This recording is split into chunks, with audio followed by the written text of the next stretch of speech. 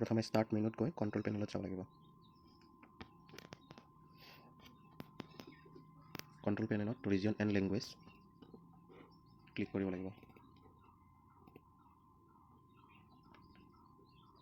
তাৰে পিছত কীবোৰ্ডছ and লেংগুৱেজত click কৰিব লাগিব। Then change keyboard add language. তাৰপিছত স্ক্ৰল ডাউন কৰি এছামিছত ক্লিক কৰিব লাগিব।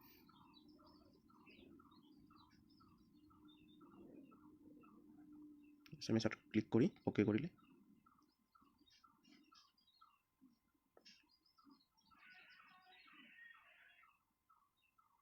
নেক্সট ষ্টাৰ্ট মেনুত গৈ ৱৰ্ড পেজ এটা খুলি ল'ব লাগিব।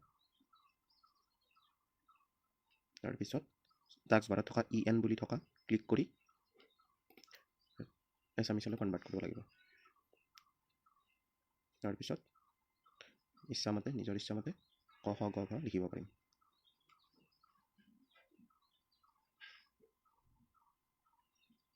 কম্পিউটাৰত থকা অন স্ক্ৰীণ কীবৰ্ডতো আমি অসমীয়া টাইপ কৰিব পাৰিম।